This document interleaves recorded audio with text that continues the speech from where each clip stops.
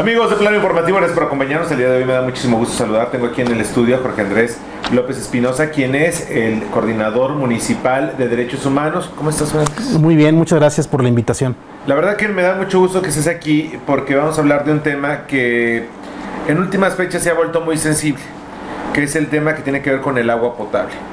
El agua ya está considerado como un derecho humano y el que le llegue a la mayor parte de las familias ya está también considerado en la mayor parte de los planes de desarrollo a nivel mundial. Así es. ¿Qué significa para nosotros en San Luis Potosí precisamente este tema del agua potable?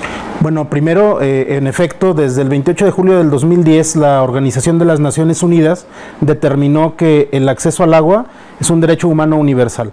Pero cuando hablamos de derecho al agua hay que hablar también de otros aspectos, como es el saneamiento, que la asequibilidad, la accesibilidad del vital líquido, y esto también por supuesto fue homologado por nuestra Constitución, y en el artículo 4 también está perfectamente claro que el derecho al agua es un derecho humano, que es perfectamente exigible, que es perfectamente justiciable, con estas mismas características de las que habla la Organización de las Naciones Unidas. Jorge Andrés, justamente ante esta perspectiva, también debería ser una responsabilidad tanto de la ciudadanía, el cuidado del mismo, así es, como también de las autoridades.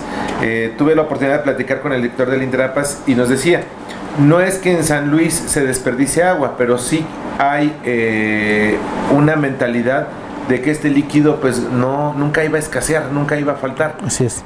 Ante esta perspectiva, como derecho, ¿cuál sería, digamos, tanto una responsabilidad que tendría el ciudadano como la que tendría el mismo gobierno? Claro, el derecho, todo derecho se asume también como parte de una cultura, y justamente la Organización de las Naciones Unidas ha impulsado la cultura del cuidado del agua, que como bien lo señalas, el agua no es que sea infinita, sino que el agua para el consumo humano pues en algún momento va a escasear como está sucediendo en gran parte del mundo. Entonces me parece que hoy el cuidado del agua, el uso responsable de la misma, forma parte justo de esta cultura, ¿no? Que si bien hay un agua que está determinada para el consumo humano, hay otra gran cantidad que también se utiliza para fines industriales, y es justo ahí donde, bueno, se tiene que poner el acento en el cuidado y sobre todo en el manejo. Claro, ¿qué puede hacer, por ejemplo, en cuanto a sensibilización desde la cuestión de derechos humanos, que ya tienen este derecho? ¿Qué puede hacer el ayuntamiento también como autoridad gubernamental, digamos, para poder hacer sensible precisamente a la ciudadanía sobre estos temas? Bueno, en esta administración que encabeza el maestro Enrique Galindo, se ha puesto un especial énfasis en el cuidado del agua, en el uso y consumo Correcto. Responsable de la misma. Es una gran campaña que se ha generado a partir del inicio de la administración, en el que por supuesto la Coordinación Municipal de Derechos Humanos también está colaborando, sobre todo para comenzar a sensibilizar a la población en que este vital líquido insisto, no es infinito, hay que cuidarlo, pero también hay que darle un uso responsable desde la perspectiva del uso industrial, ¿no? Que ahí es donde gran cantidad del vital líquido pues se va, y que hay que generar pues justamente esta cultura del cuidado y el buen manejo del agua. También por supuesto en el tratamiento de las aguas residuales, que es otra parte fundamental, porque como sabes pues también los parques, los jardines necesitan también pues ser regados con el agua, y que muchas veces se utiliza agua potable, ¿no? Entonces es importante el agua residual también. Claro, te tengo que preguntar, ¿qué caso de las personas que no están recibiendo el líquido? Hablaba de más de 280,000 personas en la capital potosina que no tienen agua potable, digamos, de manera continua. ¿Qué pueden hacer, digamos, para hacer valer precisamente este derecho, para que también se les tome en cuenta, independientemente de las acciones que está emprendiendo también el gobierno? Claro, hoy la gente justo inmersos ya en esta cultura del agua, también se han acercado a instituciones de derechos humanos como las coordinaciones municipales, claro, la Comisión Estatal de Derechos Humanos, la propia Comisión Nacional, y también acuden a la Defensoría Pública Federal. ¿Con qué propósito? Primero, pues para presentar quejas y denuncias. En el sistema no jurisdiccional se generan medidas cautelares cuando la gente no tiene el vital líquido, y estas personas pueden presentar sus quejas y les pueden emitir en su favor medidas cautelares para que les sea entregado el insumo del vital líquido. Y también han ocurrido a juicios de amparo para poder obligar a las autoridades a que les generen el agua. Claro, entonces digamos que las personas que se sientan no atendidas pueden acudir ante la instancia municipal de derechos humanos precisamente para poder, digamos, hacer, digamos, esta exigencia. Claro, hay una cuestión que nos importa a nosotros, que es justamente generar la cultura de la denuncia. Desde luego también lo hacemos de manera coordinada con la Comisión Estatal, pero también hay que decirlo, hay que destacar el esfuerzo que está haciendo el ayuntamiento con pues planes y programas de acción muy particulares. Te puedo comentar, si me permites, algunos. Adelante. Hay un gran proyecto de rehabilitación de pozos que es inédito. En ninguna otra administración se han rehabilitado pozos que estaban dejando de funcionar. Se están también perforando nuevos pozos en distintos puntos de la ciudad.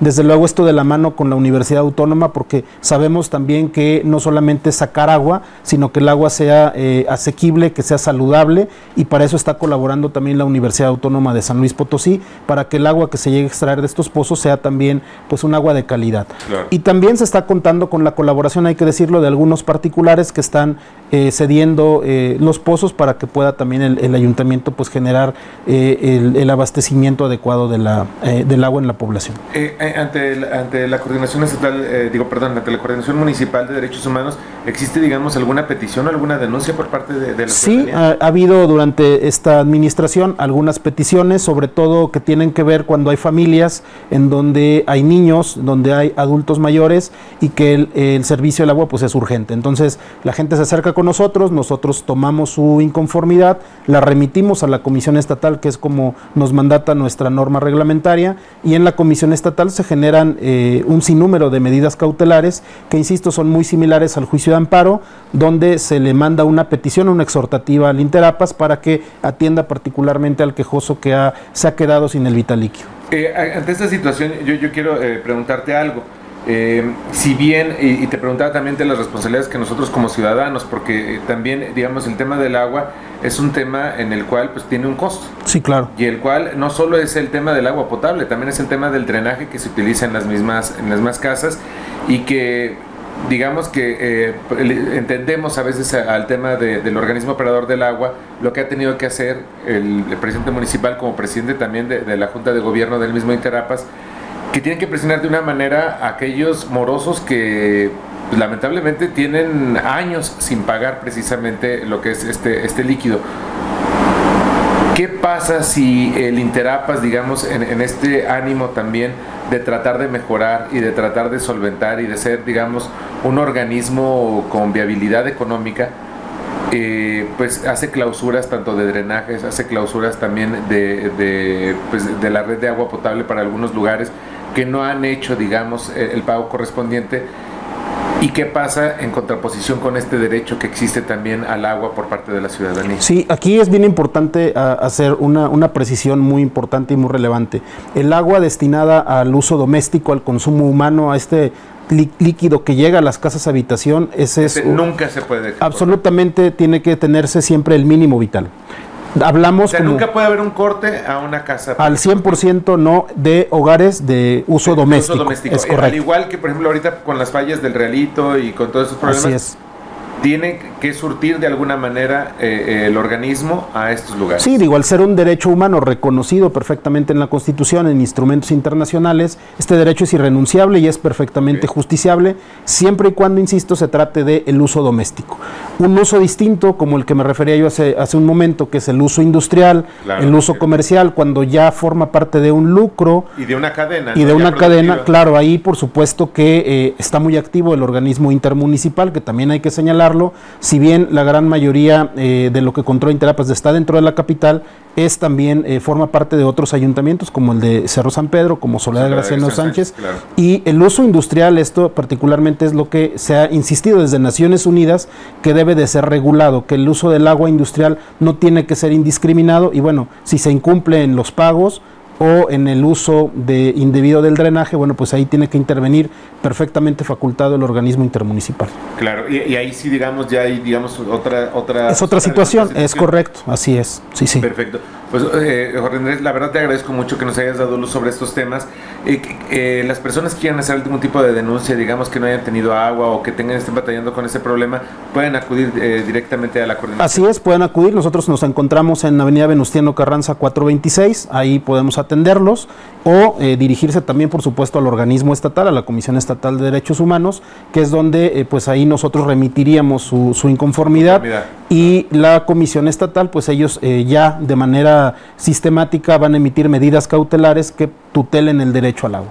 Perfecto. Te agradezco mucho tu visita. Hombre, al contrario. Muchas gracias. Por lo pronto, usted quede en sus redes sociales. No olvide consultar también nuestro periódico impreso. Nos vemos y escuchamos en la próxima.